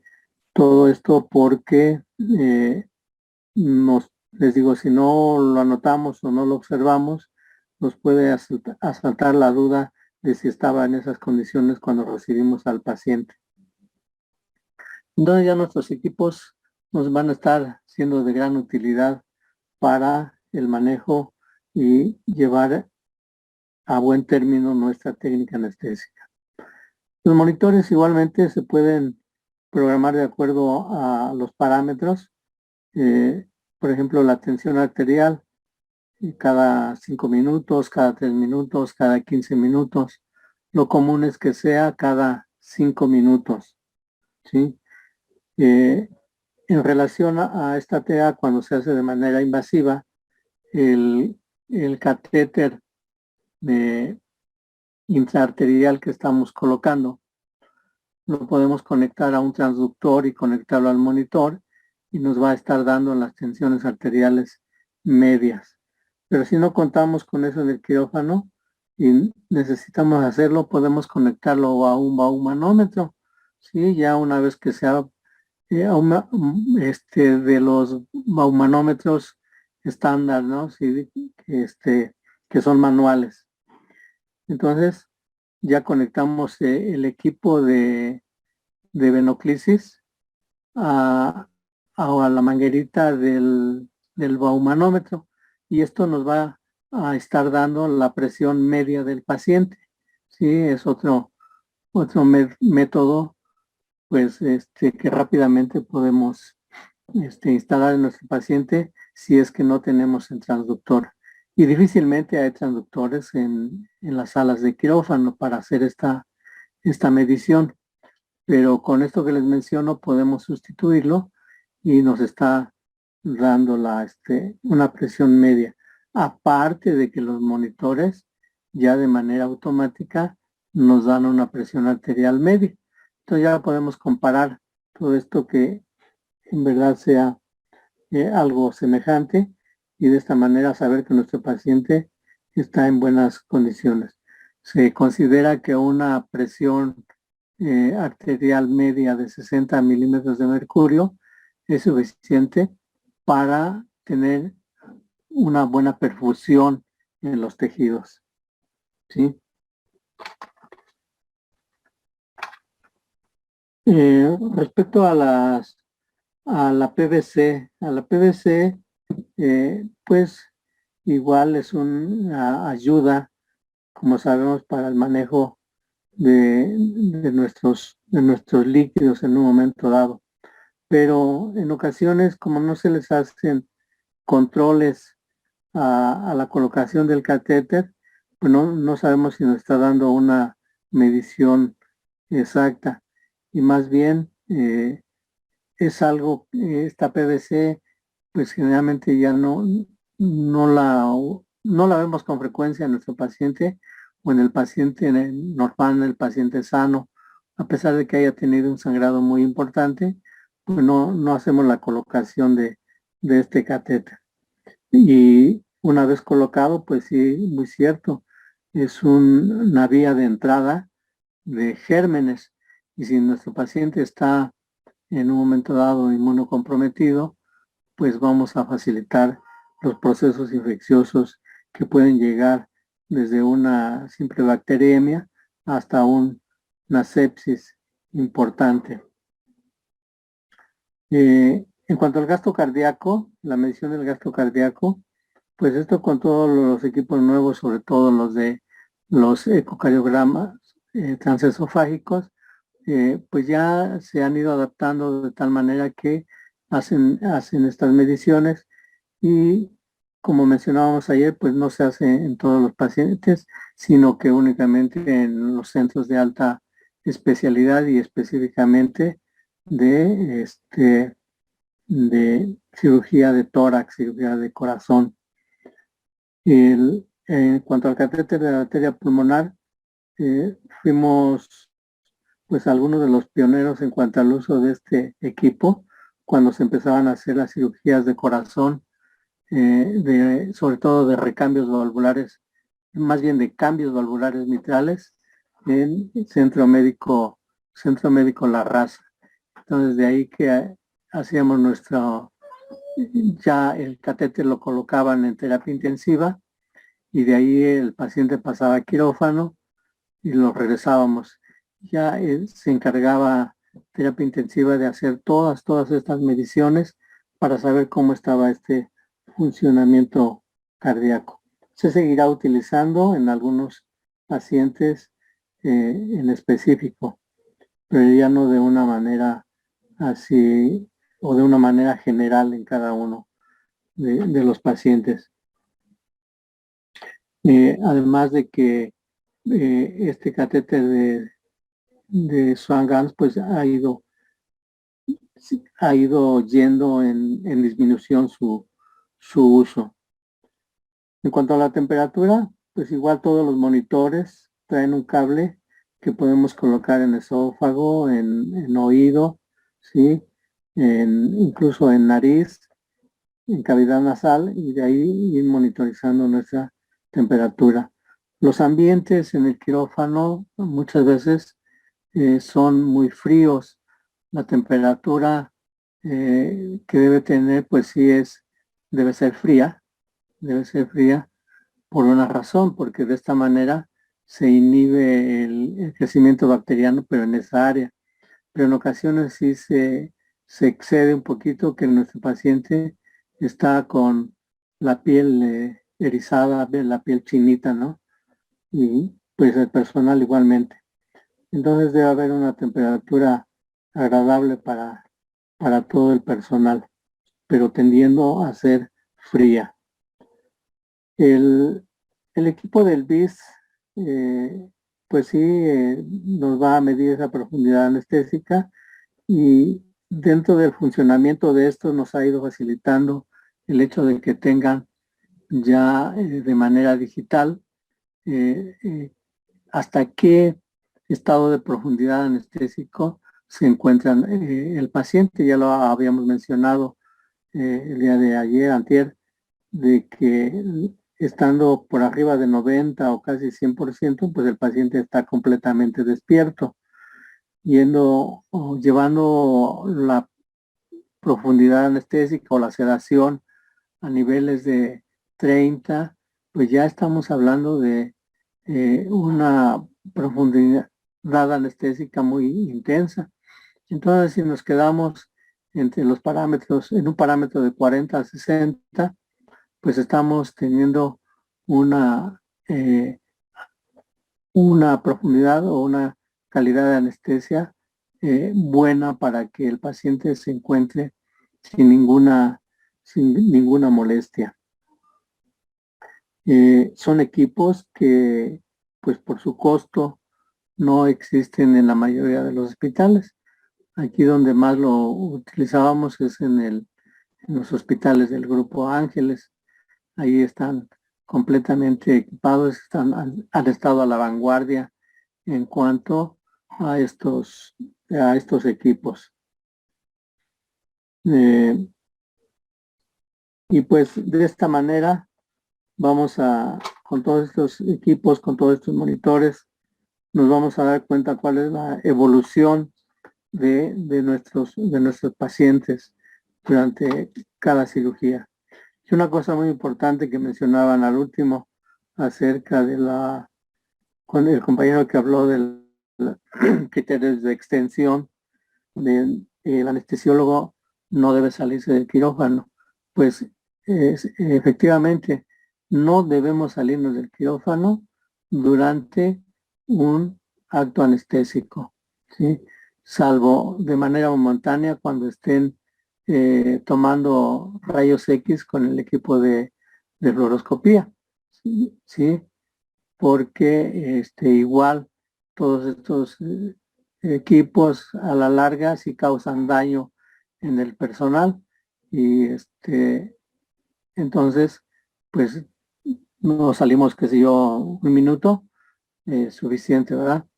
Pero no como llegan a hacerlo, y ustedes seguramente lo habrán observado ahora que han estado yendo a sus clínicas, de que en alguna cirugía el anestesiólogo se sale, ¿sí? Y esto pues resulta de mucho riesgo, tanto para el paciente como para el anestesiólogo, para meterlo en esos problemas médicos legales que mencionábamos los primeros días, ¿sí? Los equipos no son infalibles, en un momento pueden fallar.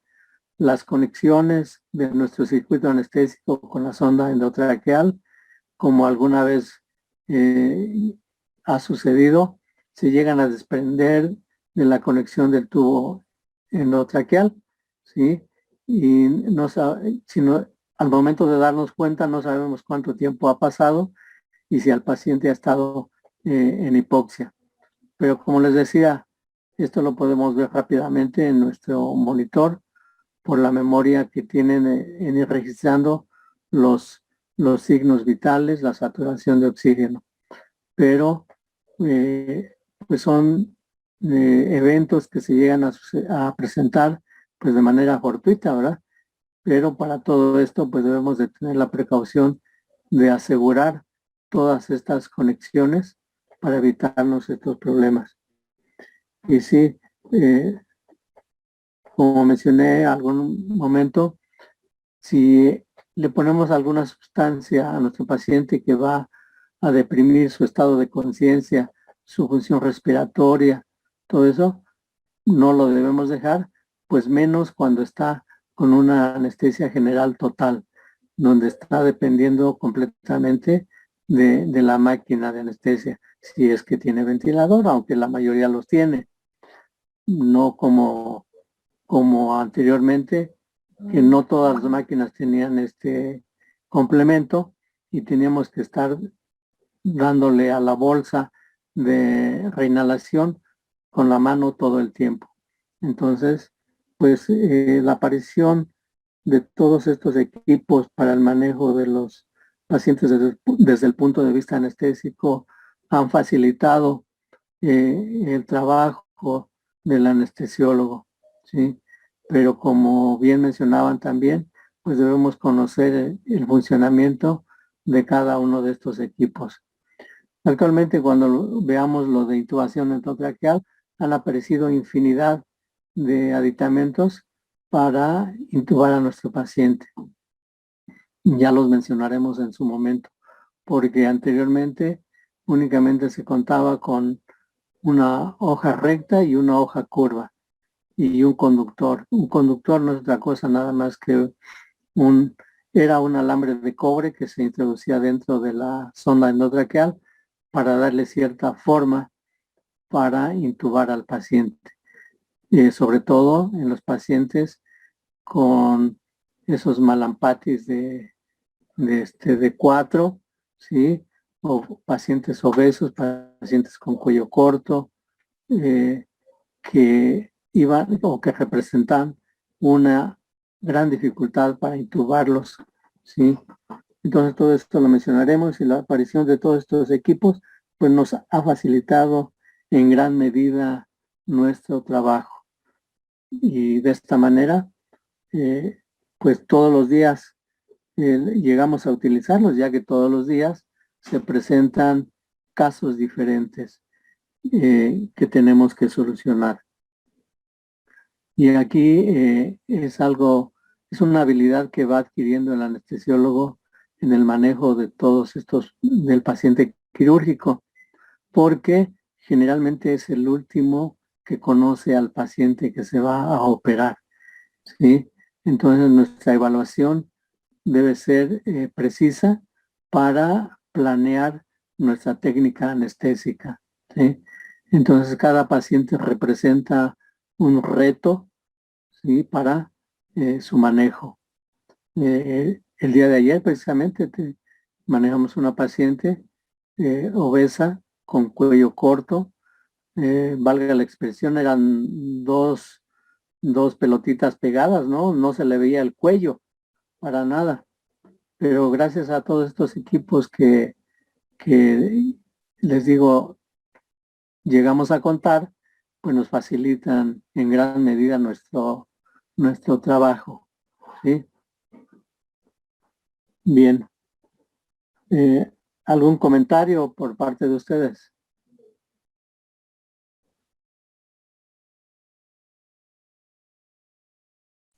Está bien complicada la anestesio. Pues es complicada como todas las especialidades, ¿no?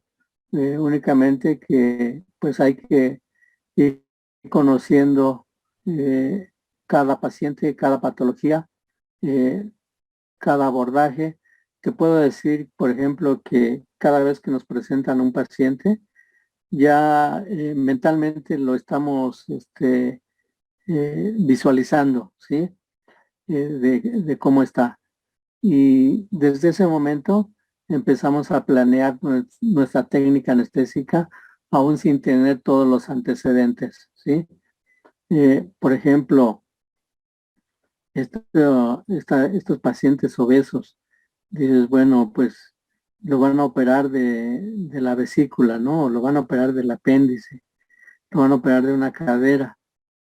Y tú ya estás pensando, bueno, pues le voy a dar anestesia regional.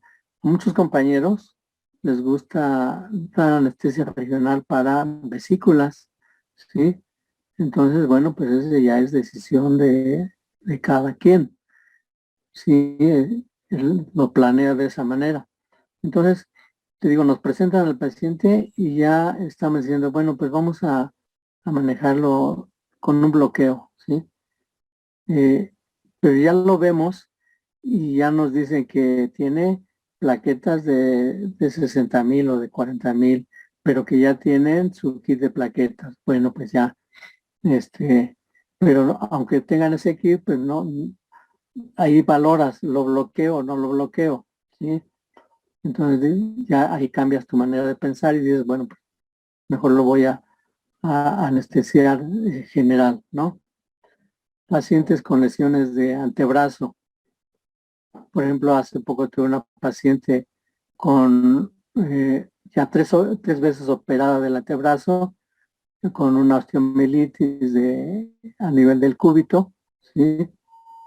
No de radio, a nivel de radio, y donde se le iba a poner un injerto metálico para sustituir el hueso que ya se había destruido de radio. Esas cirugías se pueden hacer, por ejemplo, con un bloqueo supraclavicular, o sea, anestesiar únicamente la extremidad superior. Pero ya viendo a la paciente, ya era creo que la octava, novena cirugía que le hacían, y esto lo operamos a nivel privado.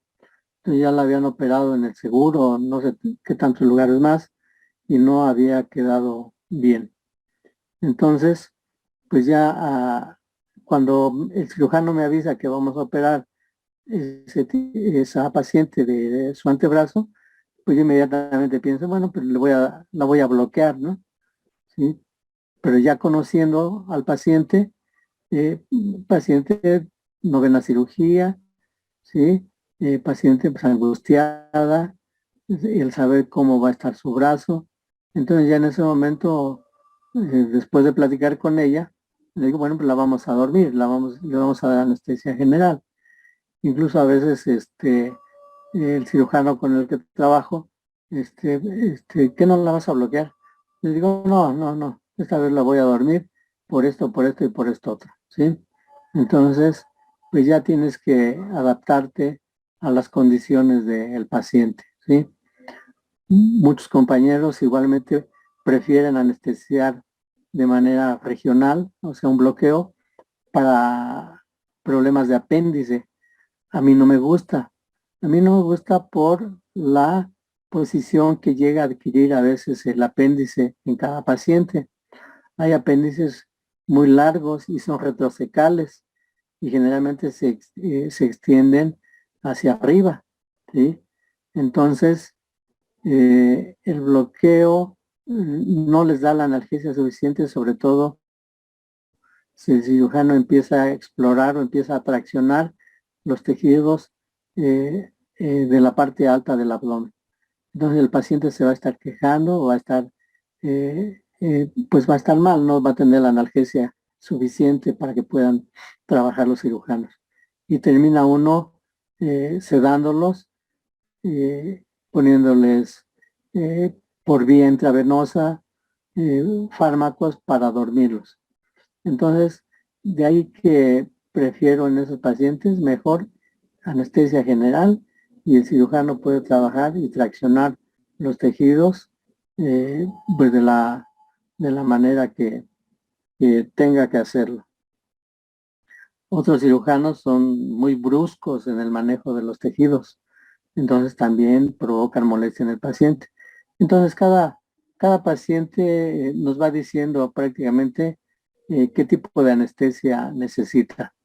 Pero para esto, pues al paso del tiempo, poco a poco, pues vamos adquiriendo esta habilidad para decir es anestesia general o es anestesia regional. Y sí, efectivamente, pues sí es complicada la anestesia. Aparentemente hacemos poco, ¿sí? Pero ese poco reviste una gran importancia en la evolución de cada uno de los pacientes, ¿sí? Y como ha sucedido al paso del tiempo, pues a quien conoce el paciente generalmente es al cirujano, ¿no? Al que lo va a operar, no al que lo va a anestesiar o no al que lo anestesió, ¿sí? Y de ahí que el temor a la anestesia por parte de la población pues sea muy grande. No importa si tiene cierta preparación académica o no el paciente, pero siempre está su temor ahí latente con la anestesia. Y nosotros cuando salimos, por ejemplo, de la especialidad y que empezamos a trabajar ya solos, que ya las decisiones son nuestras, pues sí, a algunos les cuesta un poquito más trabajo que a otros. Pero como les digo a mis compañeros, les digo a los residentes que están por salir de la especialidad, que pues sí, siempre se van a encontrar con dificultades, pero no es mal visto pedir ayuda. Hay que saber pedir ayuda en el momento oportuno para evitarnos alguna complicación que pudiera costarle la vida o una lesión permanente a nuestro paciente. Entonces, pues aquí esa es la mayor responsabilidad del anestesiólogo, recibir al paciente despierto y entregarlo despierto. ¿Y cómo lo vamos a hacer? Pues con todo lo que hemos estado mencionando estos 3 o 4 días que hemos estado platicando, de conocer perfectamente a nuestro paciente, conocer la patología del paciente, conocer las complicaciones que puede tener tanto desde el punto de vista médico como desde el punto de vista de manejo anestésico, cómo es la interacción de los fármacos con lo que vamos a administrar nosotros. Y, por ejemplo, la compañera que hizo la pregunta acerca de la herbolaria y la anestesia, me causó mucha inquietud. Pues yo sabía que sí existe alguna interacción entre esto, pero desafortunadamente, como les menciono, no es algo que se investigue de manera directa, ¿sí?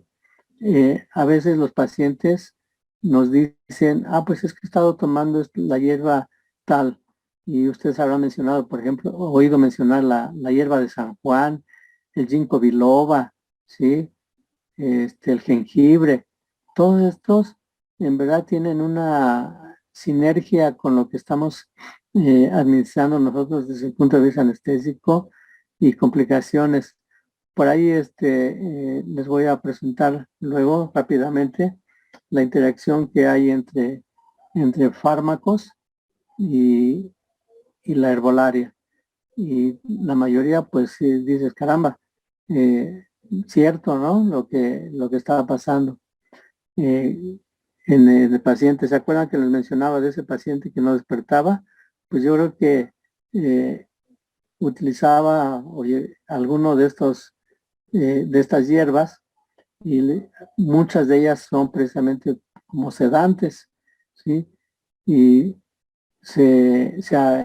hay un agonismo con los agentes anestésicos y pues hay retardo en el despertar después de una anestesia general.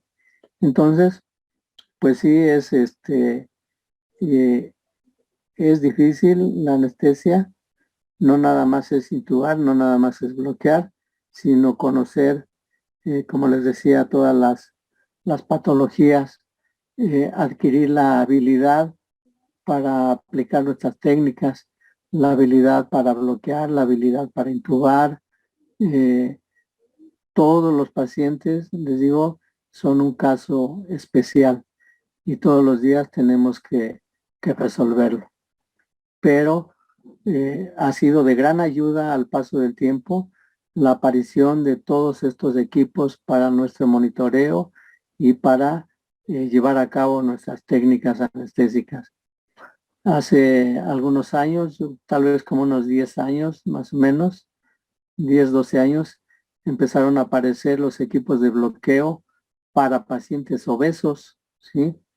De hecho, ahí en el hospital de gineco de la raza donde trabajaba, llegó el momento en que empezamos a notar que había mucha paciente obesa, ¿sí? Y la aguja estándar del equipo de bloqueo no nos alcanzaba para llegar al espacio peridural. Entonces ya en una reunión con los proveedores de los equipos de anestesia para el hospital, ya solicitamos que nos hicieran unas agujas de TUI más largas, ¿sí? Y de esta manera facilitarnos el bloqueo. Y así se hizo. Ya nos llevaron los equipos y empezamos a solucionar este problema técnico.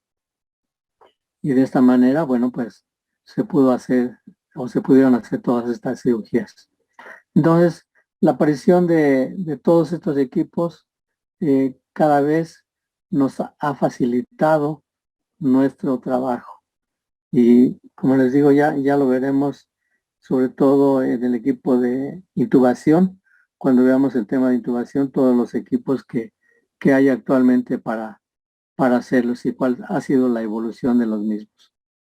Entonces, el monitorizar a un paciente, pues no es nada más colocarle todos los cables, ¿verdad?, para conectarlo al monitor, sino que, como bien lo mencionaron ustedes, interpretar cada uno de los parámetros que están siendo desplegados en la pantalla.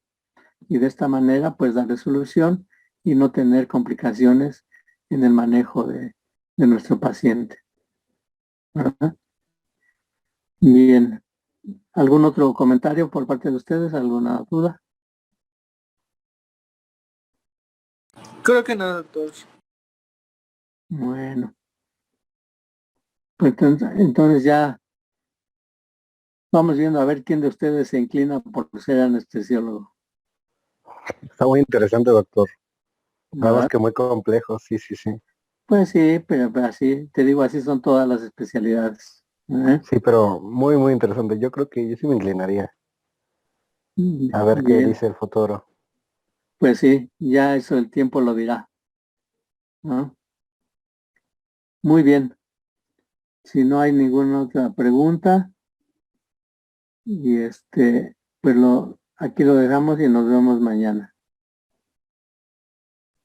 Sí, que está bien. Muchas gracias. Doctor. Gracias, Gracias, doctor. doctor. Hasta Hasta mañana. mañana. Gracias. Gracias, doctor. Hasta mañana. Buen día. Hasta luego.